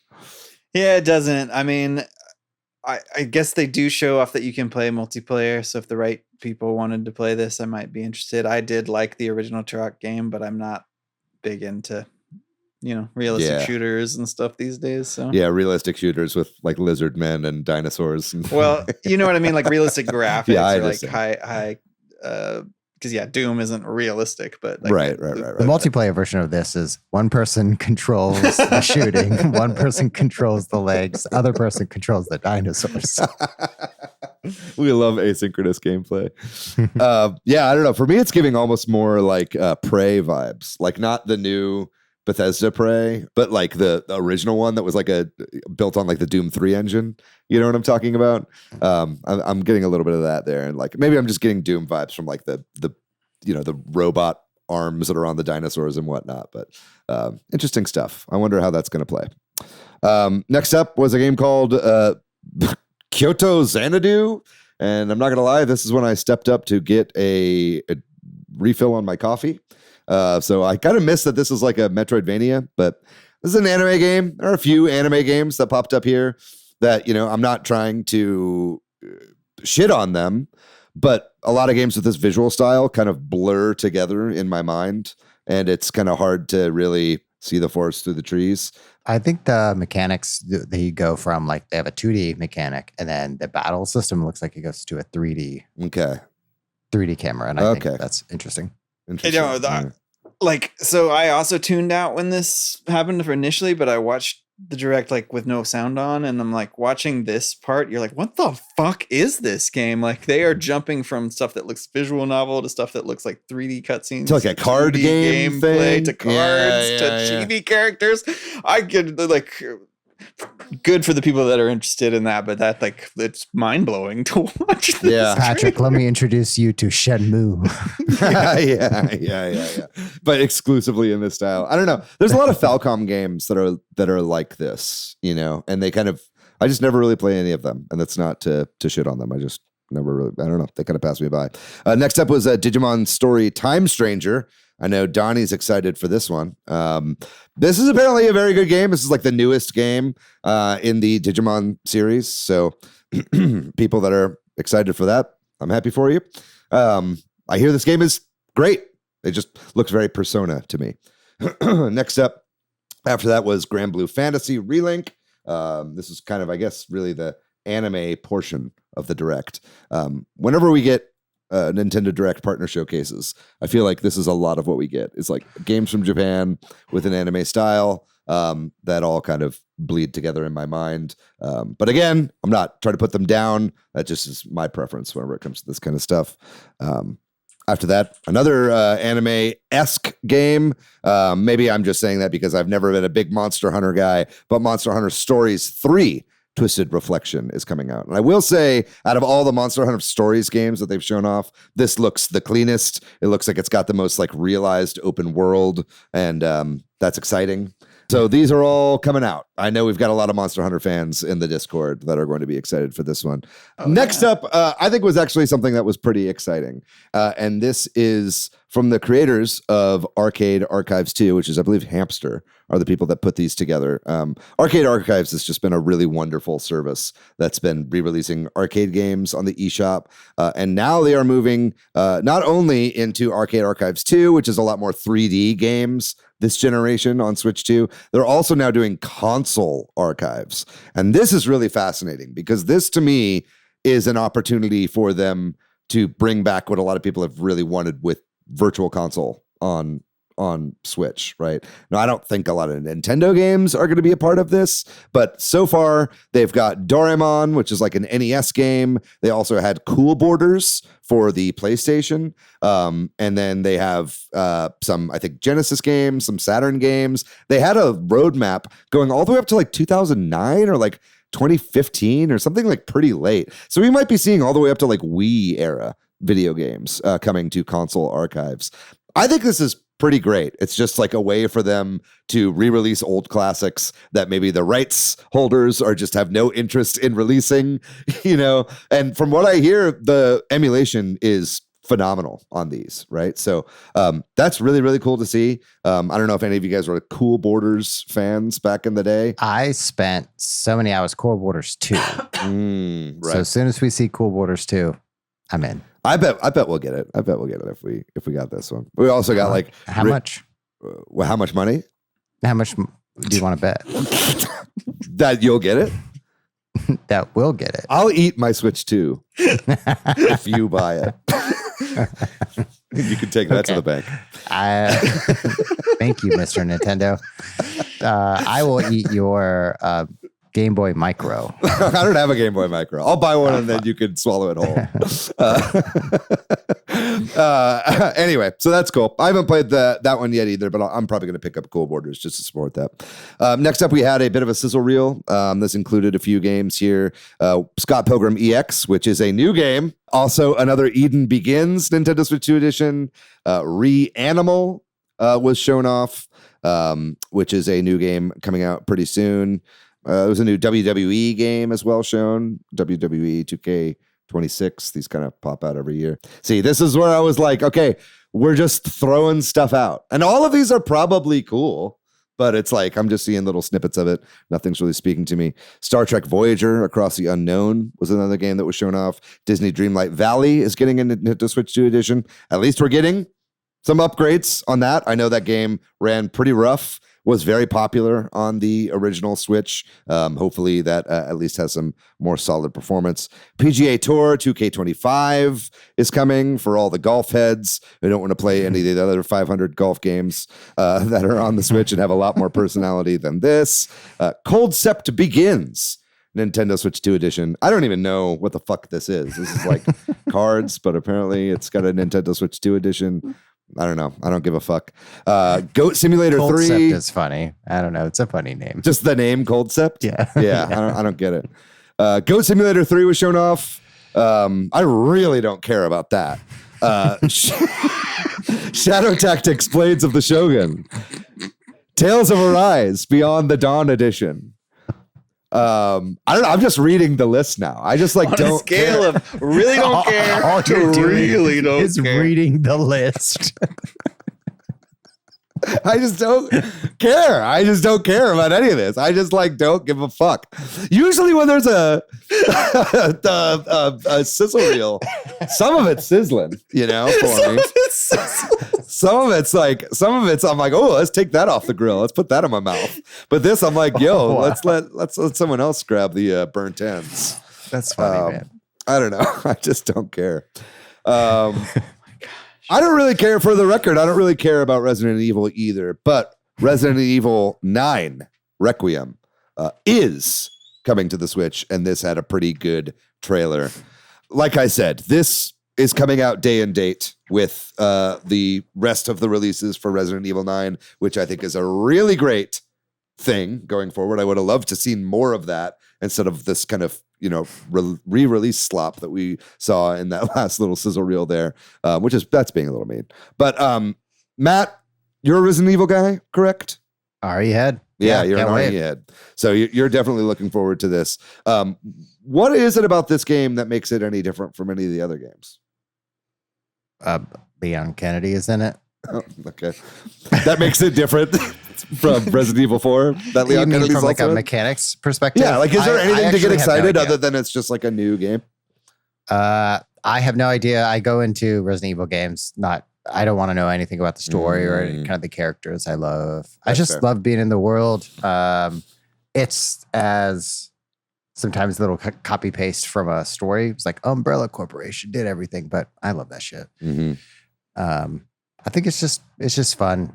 And Resident Evil 7, whichever one they experimented with VR. was Yeah. like one of my favorite. That was the first. That was like the one Resident- that was like set in like the swamp in like New Orleans or something. And it was, Yeah. And that was just so spooky. I'm always looking for a good spooky game. One day I will plunge headfirst into the Resident Evil franchise, but it's been one that I've skimmed off of for so long. But this one certainly does look great, and it's great. Then Capcom has always supported Nintendo with their Resident Evil releases, so it's really great to see that going forward. Resident in the Switch 2 Evil, era. not a Mega Man game.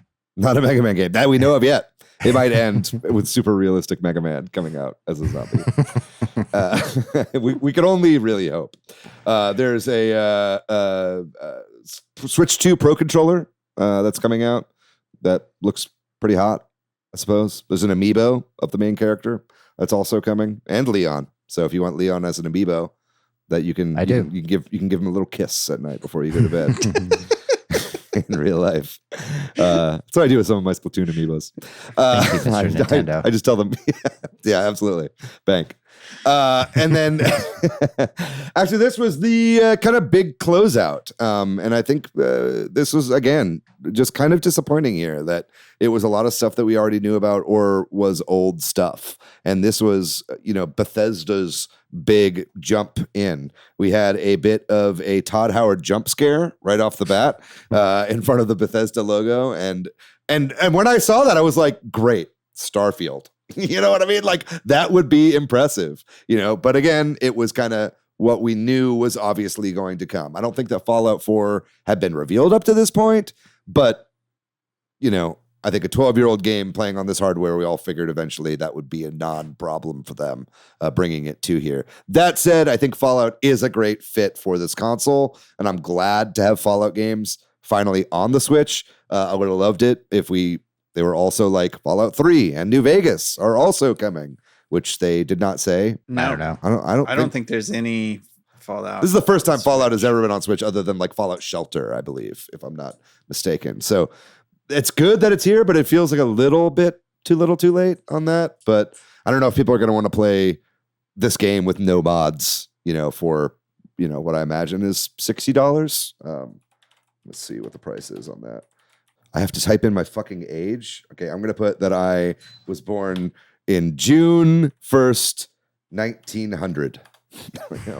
$60. Yeah, that's how much it is. So that's a tough pill to swallow, I think Final Fantasy VII Remake, dropped at 40, right? And that's a way newer game than this. After that, we had Indiana Jones and the Great Circle. We already knew this is coming. This does look great. It looks on par with the Xbox Series S version, if not a little bit better than it looked on that console, which is where I played the game. I don't know that I'll be replaying it on the Switch 2, but if you have not played this game yet, Patrick, I imagine you have not played this yet. Is that correct? Yes, that's correct. I would recommend that you do. I think you would enjoy this game quite a bit, actually. Very, very fun game, and especially if you like the movies. And then after that, we had the reveal of the Oblivion remaster, as we mentioned at the top of the show. So that's kind of the Bethesda Microsoft representation that we got in this partner showcase.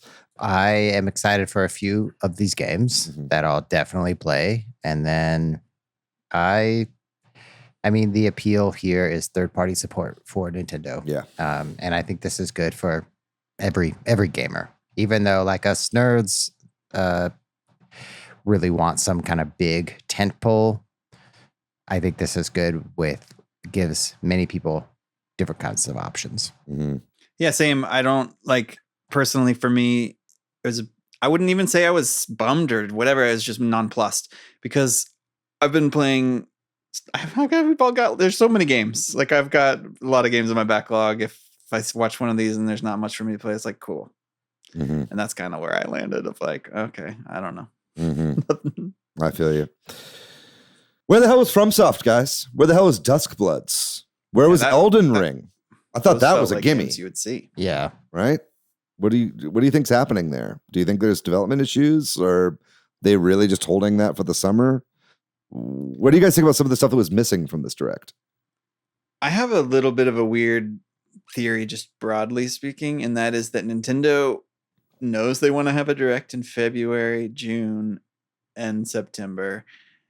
And that if for some reason the cards aren't lining up for them to want to reveal something, but they have already contracted with all these people to be in a direct, they're like, just do a partner. Mm-hmm.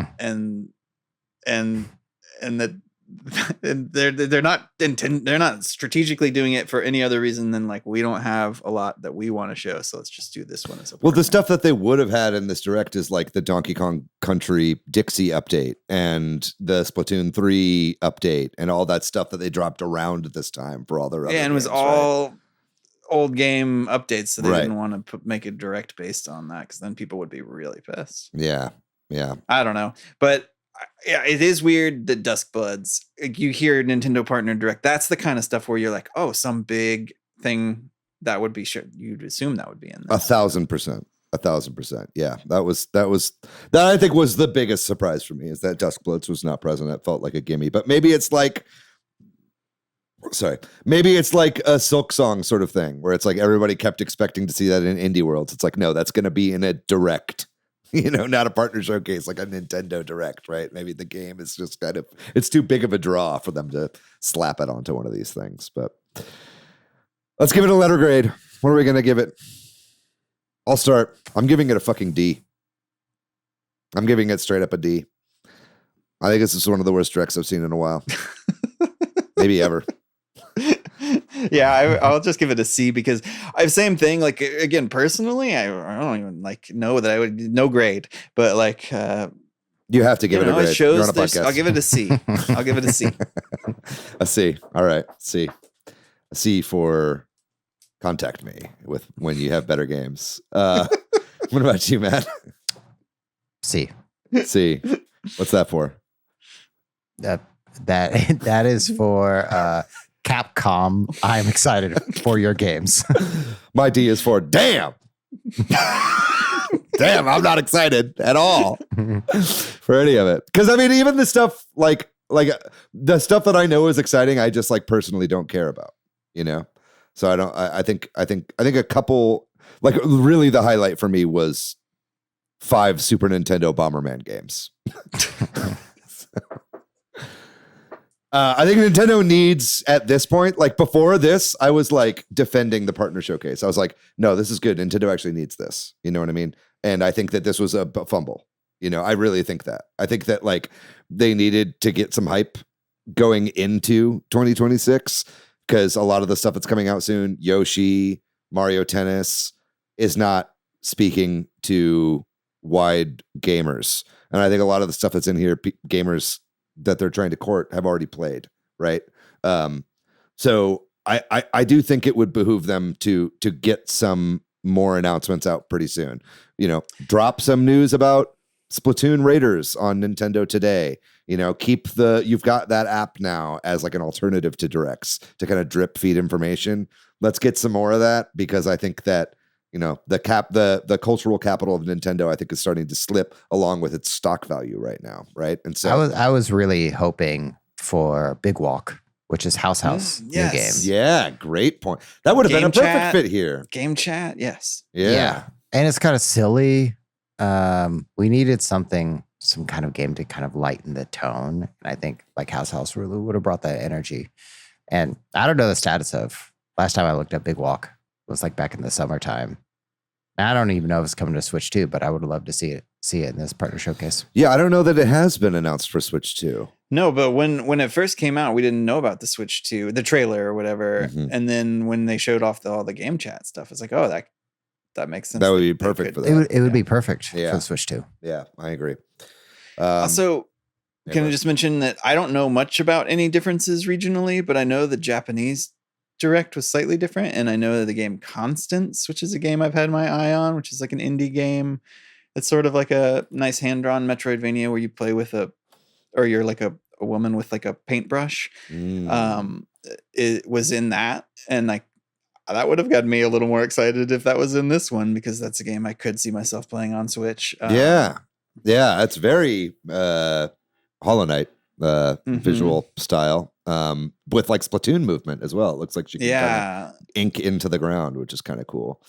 I'm watching the trailer right now. Yeah, definitely. I didn't even think to look at the Japanese partner showcase, and I bet there is a bunch of interesting stuff in there. Yeah, the only reason I knew that was because I follow the person who develops that game, and they were like, "Oh, I was excited to have my thing in the Japanese Direct." I mean, that's like coming to the US as well. It's just like it's already out, and I think it's coming to all consoles and stuff. It's already out on Steam, but all nations under God. Well, I think that's going to do it for the main topic here. We did a really great job with that, boys. Good job. I give us an partner showcase. Yeah, Patrick changed his mind. He's giving the partner showcase and the Pokemon franchise an A. But I think with that out of the way, we're going to move on to the final topic of the show here, which is the games we've been playing recently. Like I said, I was on vacation this past week and I took a Frontier flight, which meant I was trying to save some money and I did not bring a carry-on for that purpose. I only brought my backpack. So in order to save some space and fill my backpack mostly with clothes, I only brought my Ein Thor with me this past week, which was really great because I was able to just have that in my pocket and I was playing a lot of retro games, but mostly what I was playing on that thing was Kirby Planet Robobot, which I've been continuing to play. I'm almost done with it now. It's not a super long game, but it has a lot of kind of extra side content as well. Very fun game. It's not very hard. It's a Kirby game. It's getting to the point where it's getting a little bit more challenging towards the end. But I think for me, it's just like playing this in like 1080p with like OLED screens and 60 frames per second on the Ein Thor is just an incredible experience. And it's like, man, I'm just really, really enjoying Kirby Planet Robobot. I really hope that this gets a Switch re-release. It does not need that second screen at all. You could totally do this all on one screen. So I really hope to see that coming out soon. Usually whenever I play through these games, they quickly get announced as actually coming out. Another game I started, but I haven't played a ton of, is a game called Despelote, which is a kind of story-based first-person soccer game. Like, I've been wanting to play this. Ecuador. Thank you. It's set in Ecuador. And yeah, it's like kind of a story based and it's all very much about like memories of, I think the developer, like from their childhood and, you know, memories of home, and kind of the way that the visual style is done is in this kind of weird monochromatic style that I think is using actual photographs and almost like kind of Google Street View kind of projection mapping sort of situation. I was actually trying to develop a game very similar to this back when I was doing the movie The Woo. We actually shot a bunch of photogrammetry around a room and everything would have kind of had this similar aesthetic to it. So it's cool to actually play this game. I'm only a little bit into it right now. I'll definitely talk more about that as I play more, but I was playing that as well on my Ein Thor because you can play Steam games on that, especially lower powered Steam games play really well on the DS handheld style. And then lastly, I did just want to give a shout out whenever I was at the Logan arcade, I did play a lot of Rhythm Tengoku while I was out there. And man, that's just such a great Nintendo arcade classic. And it really has a bunch of really fun games that are hard to play in a loud arcade, but it's fun to play 2-player. And I was playing with a bunch of my friends that I was staying with at the time. So that was a ton of fun. But Matt, what about you? What have you been playing recently? Cool. Yeah, I mean, I said this, we were talking a little bit about like arcade and loving all different types of games. Over the past like year or so, I love arcade games, but the thing I love about arcade games is sometimes they have unique control systems. You know, you have joysticks and you have buttons and you have flight sticks and you have driving, you have wheels and stuff. And so as part of that, and I also love controllers too.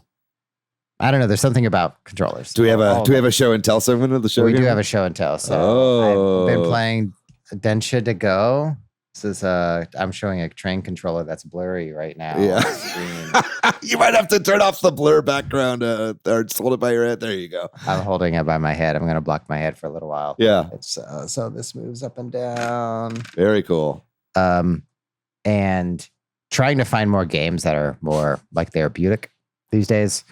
And if Densha to Go is all about getting a train to the stop on time and stopping within inches of where you're supposed to go. And it's been just chill and fun. It's a very, very simple, very basic game. Awesome. Yeah. I wanted to play that a lot when I was at MagFest. They had the whole big one that you could sit inside, but it always had a huge line. And I was never able to play it, but maybe I'll come over to your house and play some Densha to Go.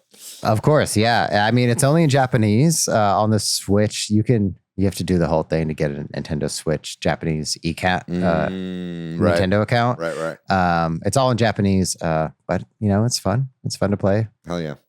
And I literally pull up a Google Doc to see like the menu translations to see what things mean what. Hell yeah. So it's been, Densha to Go has been super interesting. Totally new type of game for me. And then about 2 hours into Metroid Prime 4, which took me the first 30 minutes. I didn't really hook me. Intro prelude bit. Yeah, it didn't get me at all. And then I hit some moment where I heard the swell of the Metroid music, and I was like, I'm back, baby. Yeah, the music is really good in that game. So good. It's so good. And it just feels good to be back in this Metroid Prime world. Have you gotten the bike yet? I am just getting it. Yeah, you're in the Volt Forge, I suppose. That's it. Yeah. Good stuff. Yeah, I really love that game as well. Patrick, what about you? What have you been playing? Yeah, I've been playing, like I said, a ton of games, honestly, but jumping around between a lot of different stuff. But just to keep it more contained, and some of the stuff I've been playing like within the last day or two. My kid and I like to play Astro Duel every once in a while, Astro Duel 2, especially with my cousin when he comes over and stuff. But so I told him, because I just wanted to share with him that a new Astro game was coming out, Astro Party EX. Mm-hmm. So it's a very stripped down version, but it has online gameplay. Which on Steam, I guess. On Steam. Right. And so we've been playing it on Steam, which is stupidly ridiculous, in rooms right next to each other, chatting for fun. Yeah. And then I've been playing a lot of UFO 50. I think I wanted to show a friend of mine Party House when he was over, and that got me back game to show people. I've been doing that a lot too. It got me back into UFO 50, and I don't know, when I was first playing, I was being real, like I have to play them in order, but then I was just like, you know what? I remember David talking about Mini and Max and it being sort of Super Mario 2 inspired and good.